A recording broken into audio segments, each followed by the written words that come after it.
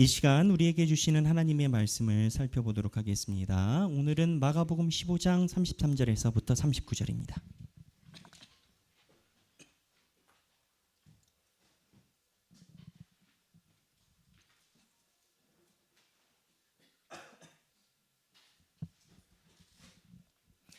자, 오늘 본문을 읽어보기 전에 우리가 마가복음을 한번 생각을 하고 본문을 한 절 한 절 읽어보도록 하겠습니다.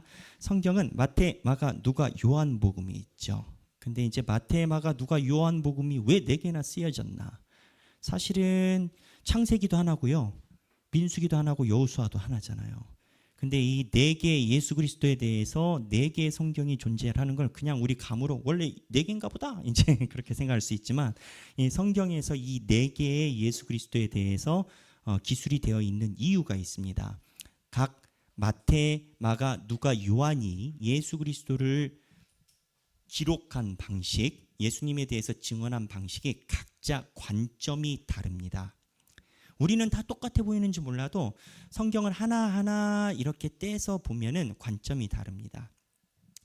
그 중에서 마가복음이 가지고 있는 독특한 관점이 있습니다. 그래서 오늘 그 관점, 마가가 가지고 있는 관점에 대해서 이야기를 하려고 하는데, 마가가 이야기라는 복음인 거죠.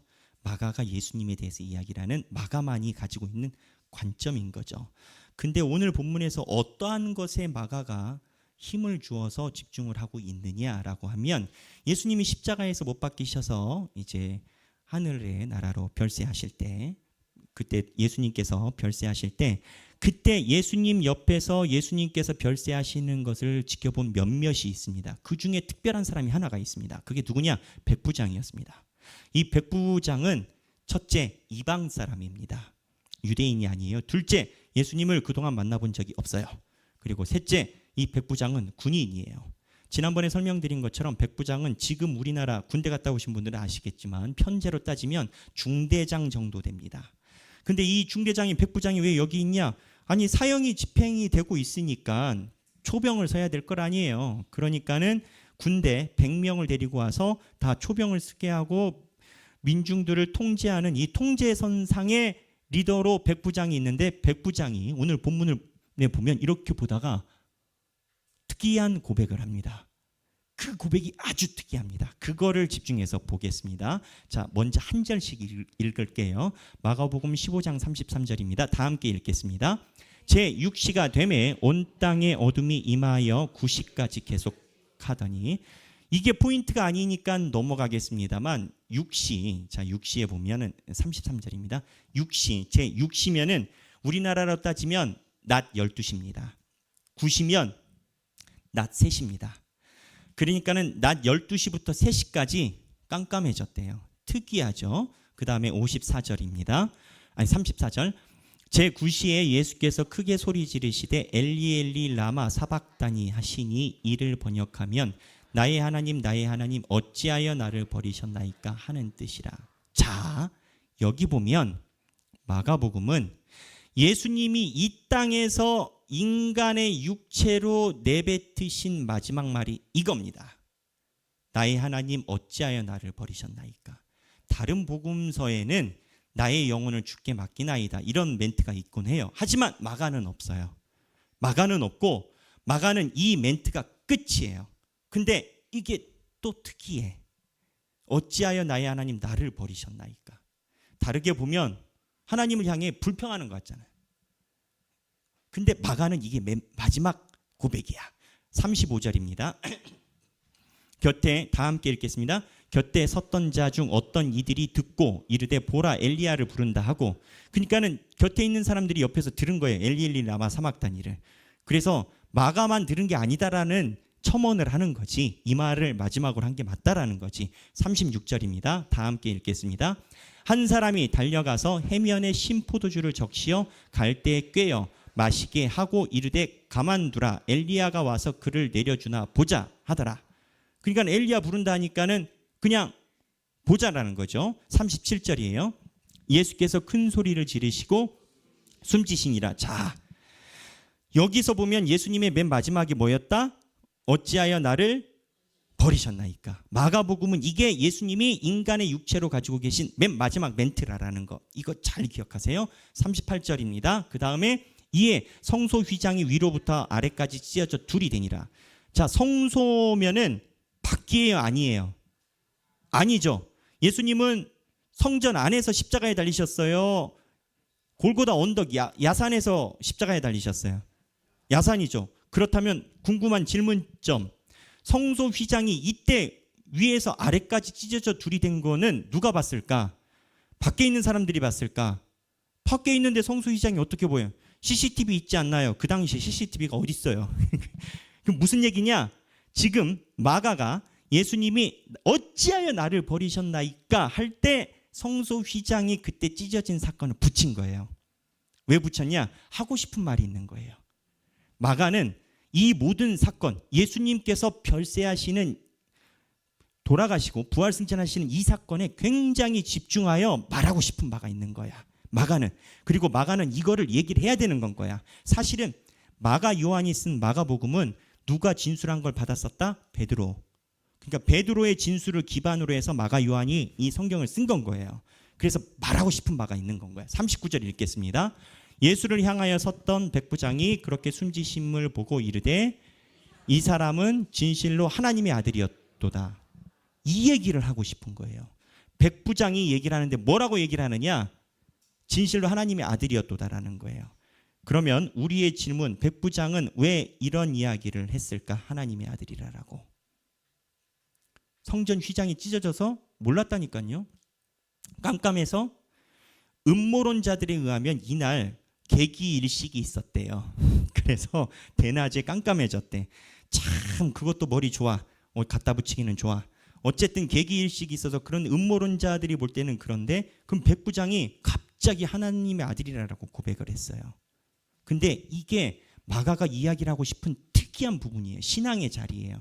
왜 신앙의 자리냐? 첫째, 백부장은 예수님을 몰라. 그런데 어떻게 하나님의 아들이었다라고 고백을 하냐고요. 이 하나님의 아들이었다라는 고백은 매우 중요합니다. 예, 됐습니다. 왜 중요하냐면, 하나님의 아들이었다라는 건 왜 중요하냐면, 성경에 예수님이 오셨을 때 표현하는 표현법이 여러 가지가 있어요. 예수라라고 하잖아요. 예수는 그냥 이름이에요. 뭐 배경기 이렇게 하는 것처럼 예수는 이름이에요. 근데 그리스도는 헬라어로 그리스도라고 얘기를 하는데 히브리어 메시아를 바꾼 거거든요. 메시아와 그리스도는 같은 내용이에요. 그리스도는 무슨 내용이냐?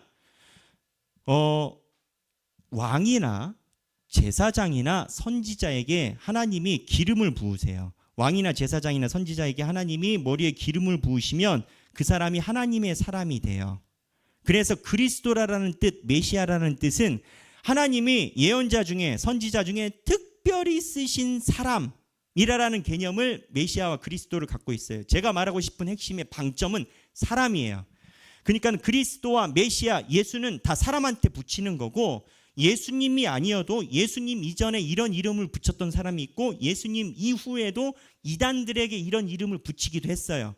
예수, 그리스도, 메시아는 다 사람에게 붙이는 호칭이에요. 그런데 아무리 그래도 사람한테 붙이지 않는 워딩이 있어요. 그게 뭐냐? 하나님의 아들이에요.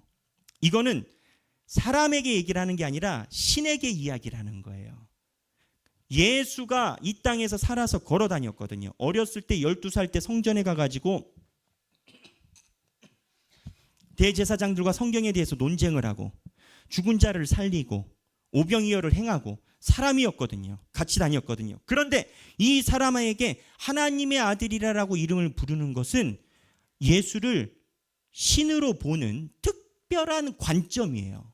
근데 이 관점을 누가 마가복음에서는 가장 먼저 가져갔냐?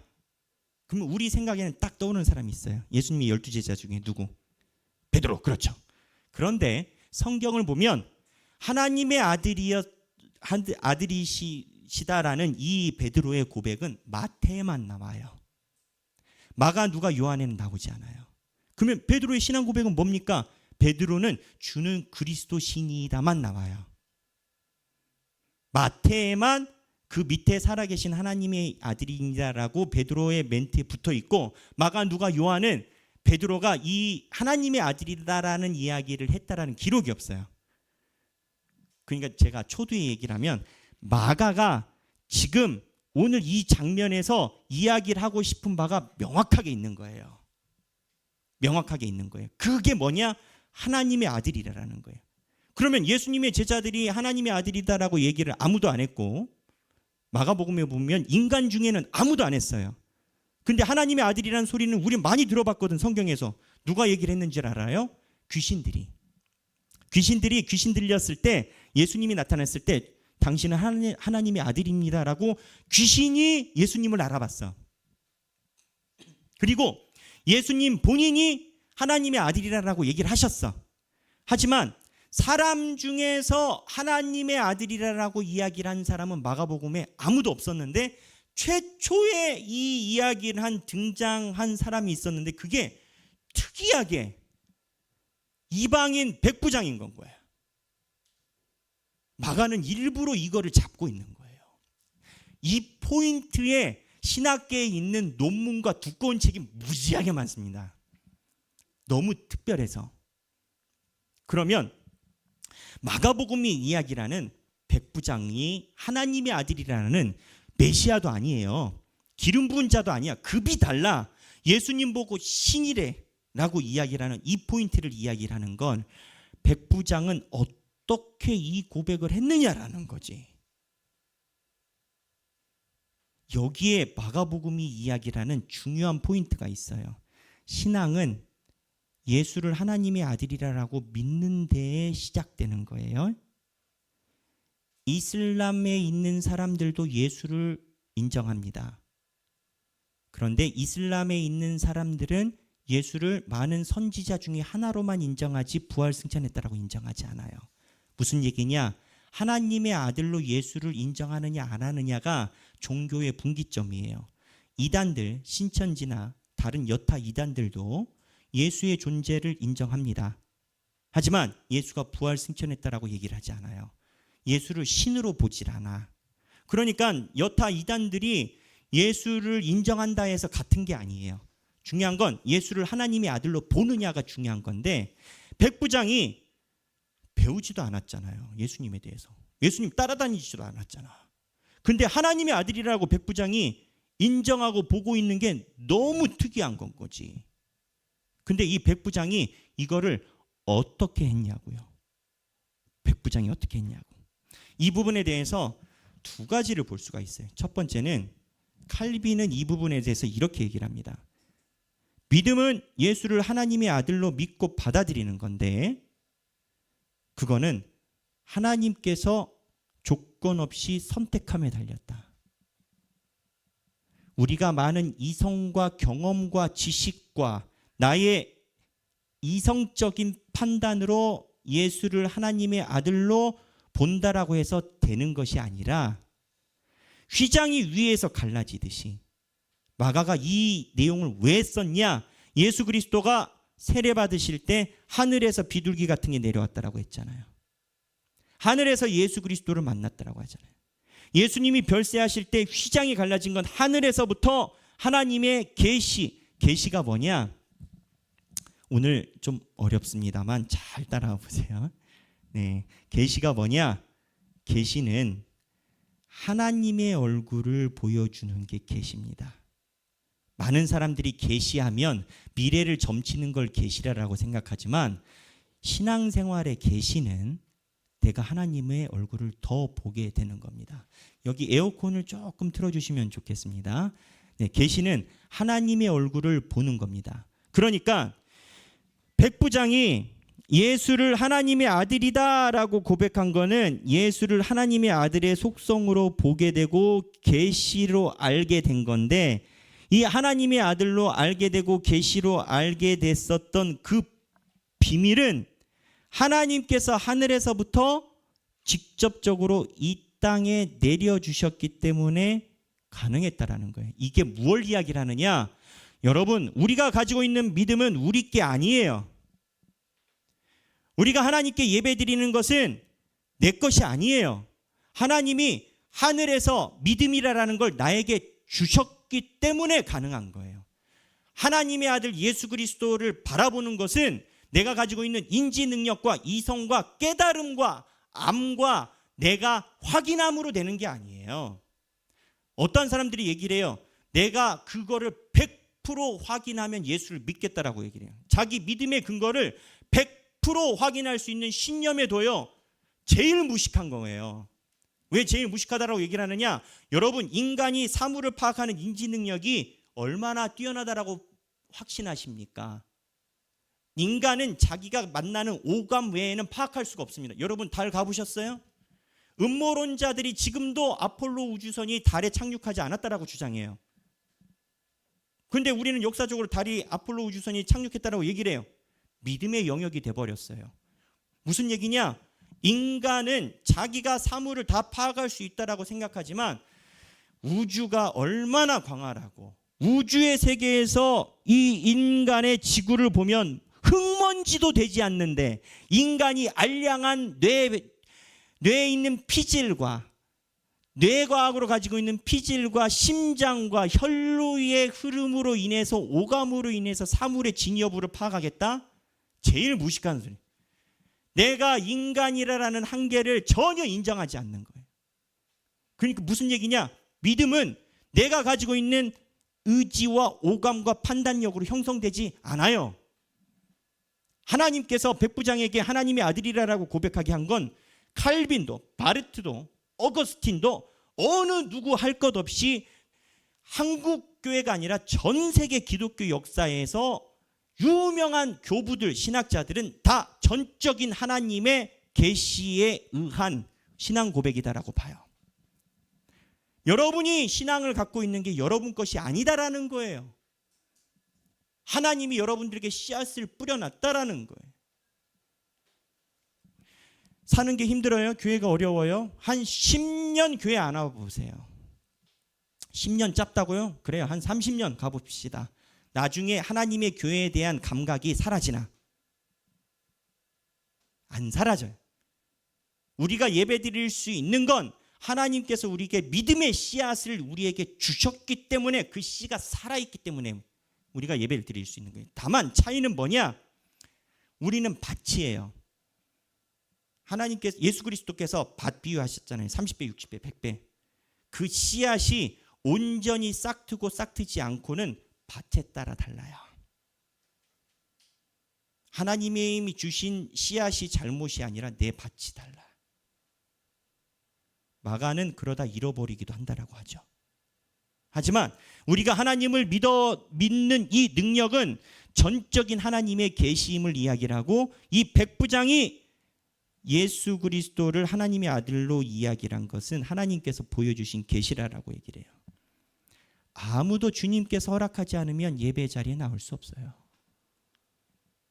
하나님께서 허락한 사람만 예배 자리에 나올 수 있어요.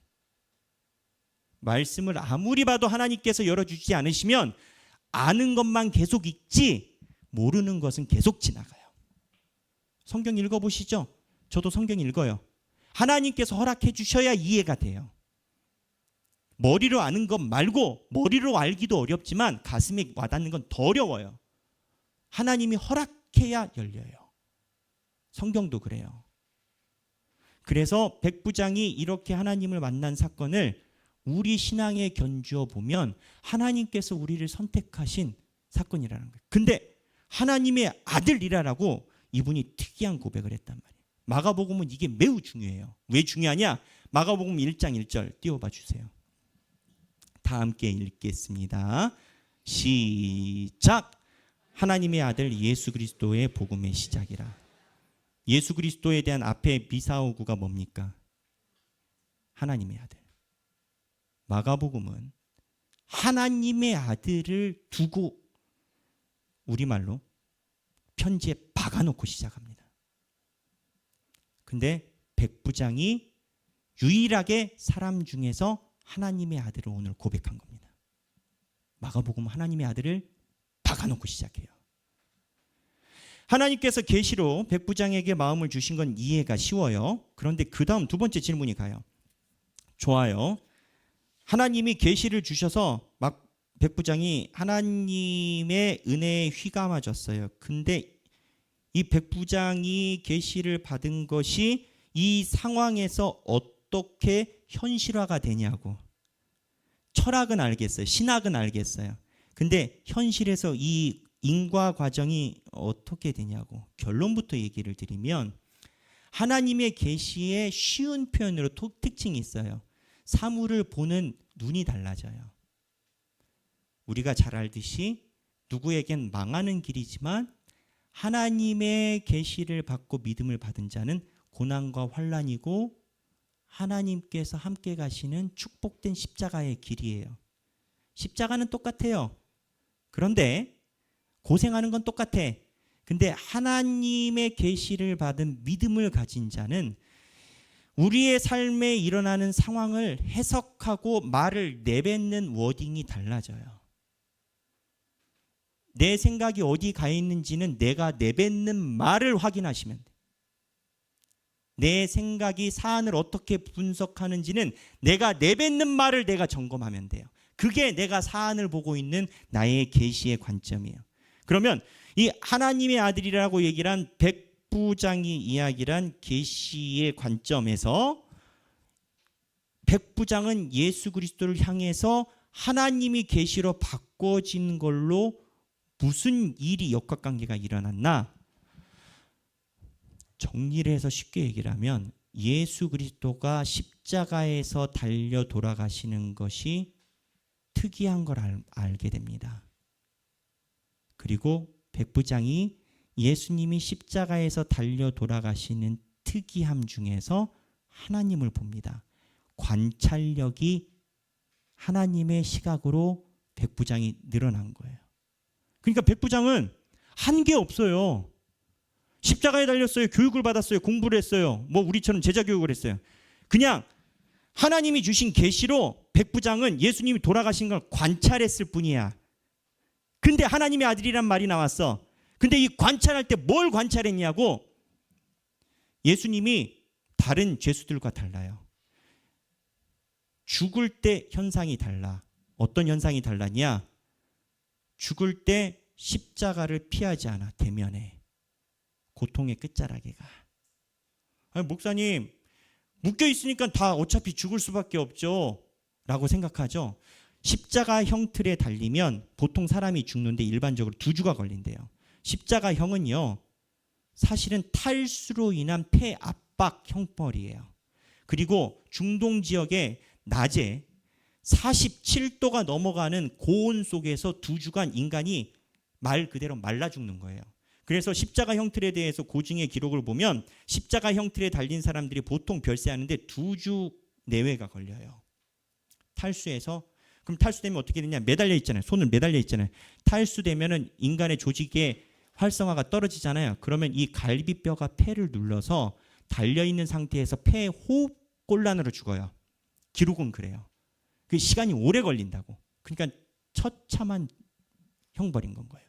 못에 박혀서 우린 죽었다고 생각하지만 못 박혔다고 사람 죽습니까, 여러분? 팔 잘려나가도 안 죽어요. 달아놓은 것뿐이에요. 그 다음 나머지는 뭐냐고요? 밑에서 막 꼬챙이로 찍어서? 아니에요. 죽을 때까지 놔둬요. 말려 죽는 거예요. 그러니까 일반 죄수들은 2주가 걸리고 성경에 보면 예수가 바로 그날 죽어서 빌라도가 백부장한테 오늘 본문에 보면 또 물어봐요. 진짜 죽었냐고. 그렇게 죽은 사람이 없거든. 그러니까 특이한 형벌인데 백부장이 볼 때 십자가 형틀에 언제나 자기가 초병에 섰었는데 그 사람들의 특징이 있어요. 첫째, 억울해, 남 탓해. 그리고 자기가 이 위에 있는 게 너무 싫어. 그리고 사람들에게 도와달라고 해. 그 다음에 나를 이렇게 매다르는 사람 욕해. 여하튼 인간의 본연의 모습이 2주 동안 다 튀어나와. 이게 그냥 신학자들이 이렇게 추론하는 게 아니라 그 당시 십자가 형틀에 달렸던 기록들이 그러하다라는 거예요. 근데 예수님의 특징은 뭐냐? 예수님은 십자가를 대면해. 다른 이야기가 없어. 침묵하셔. 대면해. 근데 대면한다는 게 피하지 않아요? 피하지 않는데 끝자락이 뭐였냐? 진짜 십자가를 대면한 것에 십자가는 사형틀이잖아요. 고난을 대면했다라는 거예요. 고난에 대면했을 때 끝자락이 뭐냐? 나의 하나님 어찌하여 나를 버리셨나이까라는 거예요. 사람들이 자살할 때 왜 자살하는지 아십니까? 대부분 유서나 보면 이 세상에 나를 이해할 사람이 아무도 없다라고 느낄 때 자살 시도를 해요. 그렇기 때문에 자살의 스팟으로 지정되어 있는 곳에 보면은 뭐 생명의 전화 이런 게 걸려 있어. 그거를 든 사람이 다시 생존하는 확률이 높아. 무슨 얘기냐? 이 세상에 나를 이해하는 사람이 아무도 없다라는 것이 죽음 바로 앞에 있는 가장 큰 고난이라는 거예요. 근데 예수님이 십자가를 대면했다라는 것에 대한 증거가 본인이 그렇게 사랑했던 하나님이 어찌하여 나를 버리셨나이까 라고 마가가 얘기를 하는 거예요. 예수가 고난과 환난을 피하지 않았다고요. 오롯이 하나님이 원하시고 하나님이 가지고 계신 그 구속사의 계획에 하나님이 가지고 계신 계획이기 때문에 십자가를 짊어지고 마지막 끝자락. 예수님이라고 왜 할 말이 없겠어요? 예수님이 마지막 십자가, 우리 마가복음을 집중적으로 관찰해서 알지 않습니까? 예수님을 소송한 소송 절차부터가 불법이에요. 상황도 맞지 않고 관점도 맞지 않아. 이슈도 자꾸 바뀌어. 말씀을 좀 다 보셨죠? 이슈도 자꾸 바뀌어. 예수를 고소한 제목도 바뀌어. 처음에는 A가 문제래, 나중엔 B가 문제래. 그런데 신속하게 진행이 되고 진행된 결과가 뭐냐? 수없이 많은 사람들이 예수님을 다 떠나, 배신해, 그러면서 저주해, 욕해, 없던 이야기해.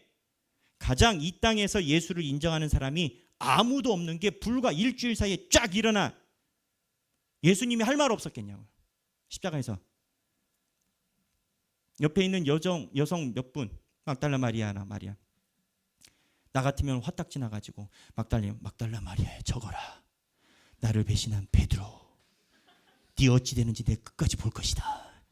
가론유다, 너는 호적을 파버리고 말 거야. 저 같으면 욕을 할 거야. 무슨 얘기냐? 예수님이 십자가 상에서 할 말이 없어서 말을 안 한 게 아니라 하나님께서 걸어가신 그 도상에 그 십자가의 길이 하나님께서 부르시는 길인 줄 아니 대면했다라는 거예요. 근데 역설은 뭐냐? 예수님이 대면했을 때 인간이 경험할 수 있는 맨 마지막 끝자락을 갔어요. 그때 희한하게 예수가 숨지실 때 하나님 어찌하여 나를 버리셨나이까 했는데 하나님의 임재하심이 느껴지는 거예요.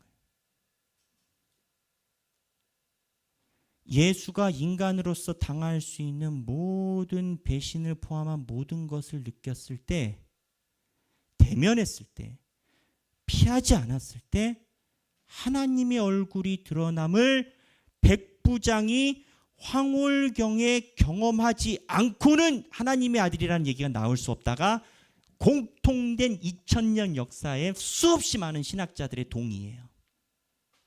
정리하면 이렇습니다. 백부장이 어떻게 예수님에게 하나님의 아들이라고 얘기를 했냐? 이 죄의 수는 달라. 십자가를 대면해. 그리고 버텨. 하나님이 없대. 그런데 죽을 때 보니까 희한하게 하나님이 임재하심을 느껴. 바르트는 그래서 이 장면을 하나님이 그동안 숨기시고 은폐하셨던 것이 예수님이 인간으로서 마지막까지 모든 걸 다 태워버렸을 때 하나님이 그동안 숨기셨던 은폐가 드러났다라고 얘기를 해요. 백부장은 이거를 관찰함으로 인해서 자기 신앙이 생긴 거예요.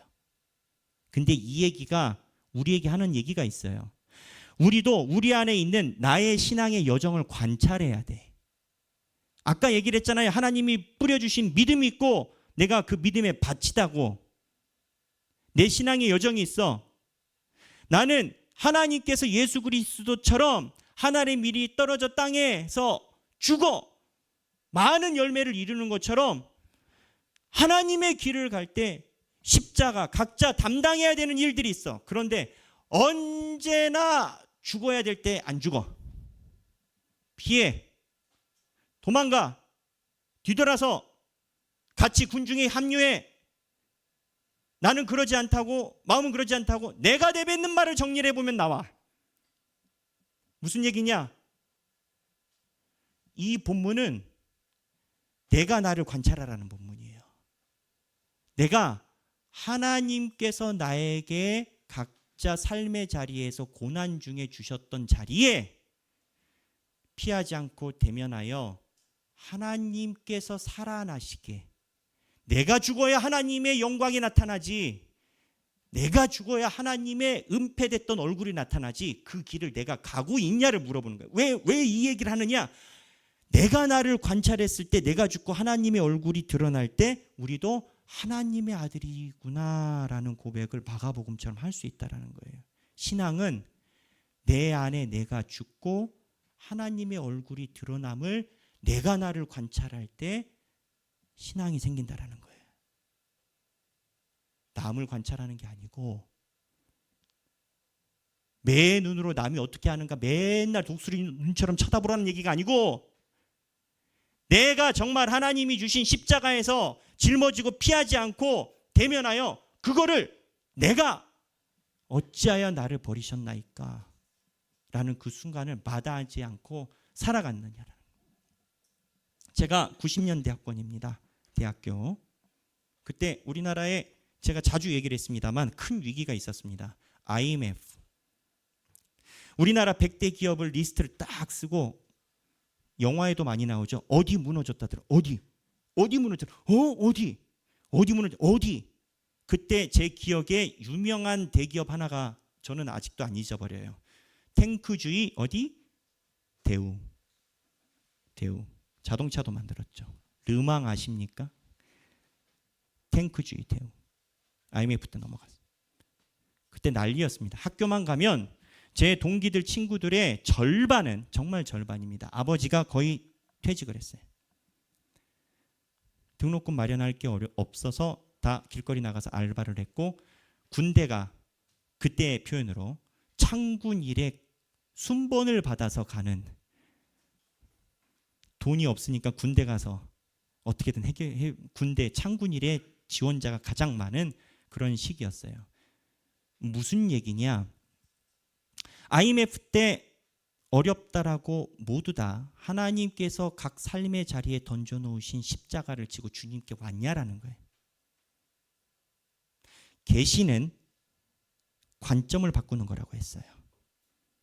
백부장은 예수 그리스도를 바라보면서 다른 사람들이 범죄자라고 봤던 눈이 아니라 바라보는 시각이 바뀌었어요. 하나님이 나에게 믿음을 주셨으면 내 삶에 어려움이 있어요. 남들이 이야기하는 어려움이 있어요. 근데 하나님의 계시로 내 삶을 해석하는 능력이 바뀌었냐고요. 그럼 해석하는 능력이 바뀌었다 쳐요. 그러면 해석하는 능력에 바뀐 것의 귀결이 어디냐고요? 내 삶에 내가 이해를 하던 인정하지 못하던 하나님이 나에게 던져놓으신 그 십자가, 또는 십자가 틱한 것이라 되든 뭐든, 재정적인 문제든 뭐가 되든, 관계 문제든 사람들의 문제가 되든, 그걸 감당하고 오롯이 하나님이 부르시는 하나님의 길에 걸어가고 있느냐라는 거예요. 만약에 하나님의 믿음의 씨앗을 받은 자들이 IMF 때 하나님을 만나는 곳으로, 하나님 앞에 십자가를 고백하는 곳으로 돌아왔다면 그때 한국교회는 유례 없는 대부흥을 했을 겁니다. 그런데 다 그렇지 않다라는 거예요. 핵심은 뭐냐? 하나님께서 주신 계시, 믿음의 씨앗으로 내 삶을 다시 해석하여 주께서 나에게 요구를 하시는 십자가의 길을 오롯이 걸어가느냐라는 거예요. 바람만 불면 피해요. 제가 장담합니다. 죽을 때까지 피해 다닐 겁니다. 바람만 불면 아니라 하면서도 다른 관점을 가져요. 제가 장담합니다. 하나님의 계시의 능력, 하나님의 믿음의 씨앗을 오롯이 바라보지 못하면 똑같을 겁니다. 100살이 돼도 지금 모습처럼 똑같을 겁니다.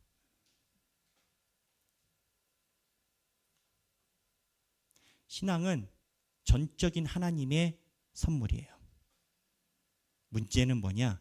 하나님께서 우리에게 주신 선물은 하자가 없어요. 밭이 문제. 그 밭이 뭘 나타내야 되느냐? 주께서 나에게 요구를 하시는 십자가를 오롯이. 언제까지? 어찌하여 나를 버리셨나이까? 어찌하여 나를 버리셨나이까? 주여, 내가 예수님이라면 겟세마네 동산에서 할 수만 있다면 이 잔을 옮겨달라고 했지 않습니까? 이런 얘기 있으셔요? 없으셔요? 어찌하여 나를 버리셨나이까? 예수님은 하나님이 부재하시는 그곳에까지 십자가를 끌고 간 겁니다. 기독교의 모든 전통에 교단의 마크와 상관없이 어느 교회를 가든 모두 다 하는 얘기가 자기 십자가를 지고 자기를 부인하고 자기 십자가를 지고 주님의 제자가 되어야 된다고 가르쳐요. 그 십자가가 뭘까요? 하나님 백부장은 하나님의 아들이라고 고백하는 그 순간 예수 그리스도의 십자가를 봤어요. 그 십자가는 뭐냐? 환난과 고통의 순간에 다른 사람들과 다르게 대면하고 끝자락을 가버린 거예요. 하나님이 안 계심. 근데 하나님이 안 계시다라고 느낄 때 하나님이 얼굴을 드러내세요. 거기를 가지 않으니 하나님의 얼굴을 보지 못하는 거예요. 우리가 구원받았는지 어떻게 하느냐? 제자반에서 지금 그 책을 공부를 하려고 만지고 있습니다. 숙제로 나가고 있고 몇 번 보고 있습니다. 존 오그와트라고 유명한 세들백 처치에서 설교 전담 목사였고 하셨던 유명한 분이 쓰신 책인데 그 책의 맨 마지막에 뭐라고 기술되어 있냐? 우리가 구원받았는지 어떻게 하느냐? 하나님의 얼굴을 보라. 내가 끝자락에서 어찌하여 하나님 나를 버리셨나이까 할 때 하나님의 얼굴이 가장 강하게 나타나고 하나님의 얼굴을 볼 때가 내가 구원받았는지에 대한 징표라는 거예요. 결론은 뭐냐? 각자 자기 삶에 있는 십자가 지고 주님의 길을 오롯이 가라는 거예요. 몇 번 장담합니다. 100번 피해보세요. 하나님이 포기하시나? 그럼 우리가 드는 생각이에요. 하나님 왜 우리에게 그렇게 힘든 걸 주세요? 그냥 남들처럼 편하게 살면 안 되나요? 다 잊어버리셨을 수도 있지만 아이를 키워보신 분들은 압니다. 초등학생, 특히 유치원 초등학생들에게 유토피아는 갑자기 아침에 학교에서 안 와도 된다, 오늘은 쉰다가 가장 큰 행복과 기쁨입니다. 사실은 초등학생 입장에서는 날마다 학교에 죽으러 갑니다. 그리고 그 인생을 왜 살아야 되는지 몰라. 그들에게, 초등학생들의 가장 기쁜 것은 학교가 쉬는 거고 그 이상 행복한 건 없어. 근데 부모들이 아이들의 마음을 만지면서 야, 네 마음이 그렇게 상심하고 힘들 줄 몰랐다. 그렇게 힘들어? 엄마 학교 가기 싫어. 그래 집에 있자. 학교 자퇴하자. 내 너무 사랑해. 우리 딸 이리 와. 이런 부모가 세상에 어디 있냐라는 거예요. 무슨 얘기냐? 부모가 왜 아이들을 학교에 계속 보내요?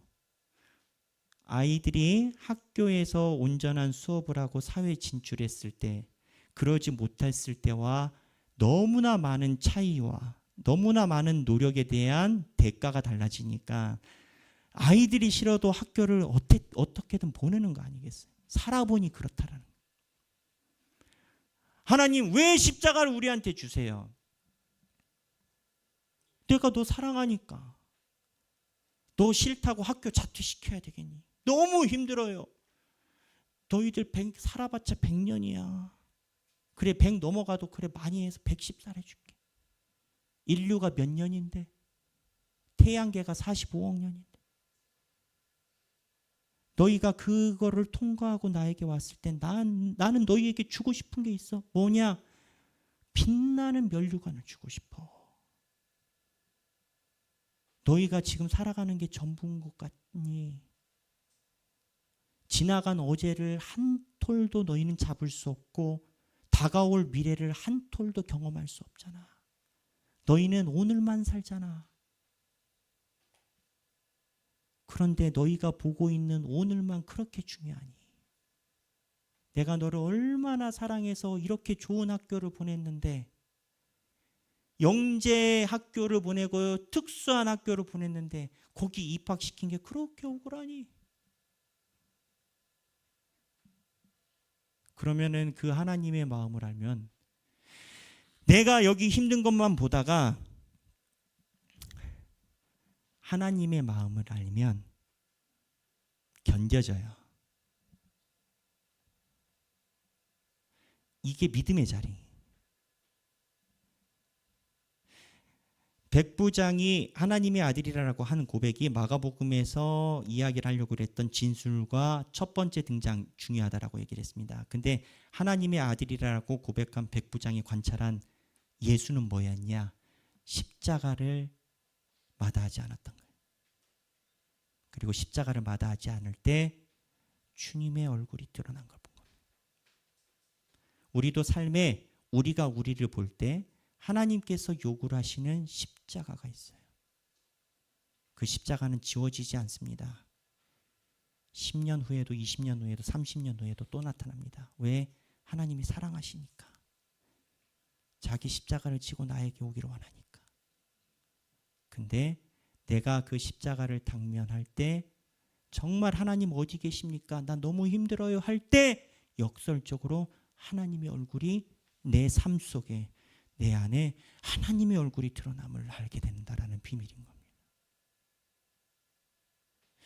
우리 하길교회, 저는 맨날 기도하는 게, 하나님 한 번만이라도 우리 교회로 오더라도 오늘이 제가 마지막 설교인 것처럼 최선을 다할 테니 그분이 하나님의 복음에 대해서 받고 천국에서 같이 보게 해주세요.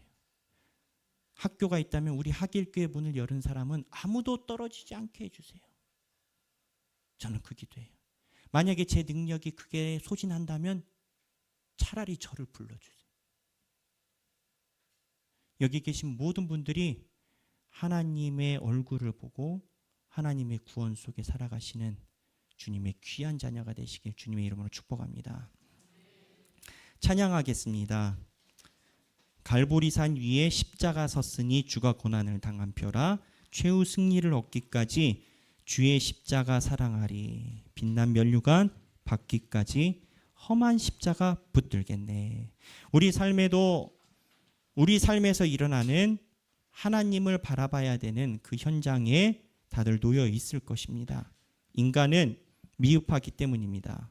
돈 문제가 됐던 가정 문제, 관계 문제, 자녀 문제, 직장 문제, 그곳에서 바라보는 눈을 바꾸고 결과적으로 하나님께 영광이 되는 십자가로 짊어지고 감당하는 우리가 되기를 바랍니다. 찬양하겠습니다.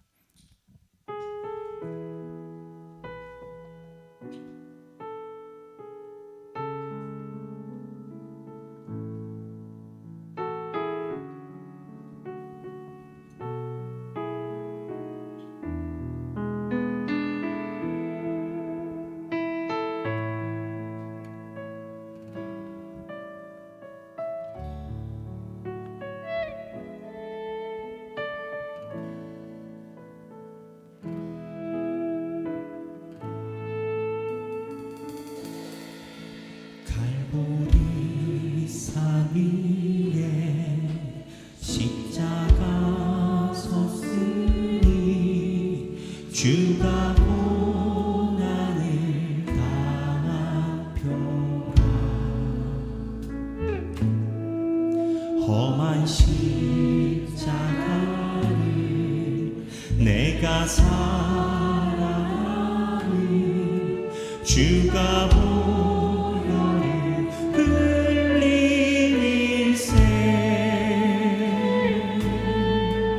죄의 승리를 얻기까지 주의 십자가 사랑하리.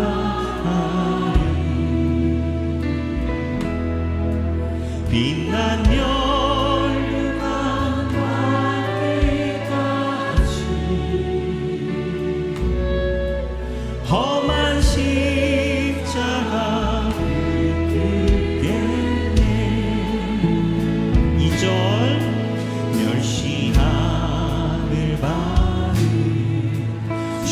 십자가에 나의 마음이 끌리도다. 귀한 어린 양이 영광 다 버리고 한 십자가 지셨도다. 죄의 승리를 얻기까지 주의 십자가 사랑하리. 빛난 면류관 닿기까지 험한 십자가 붙들겠네.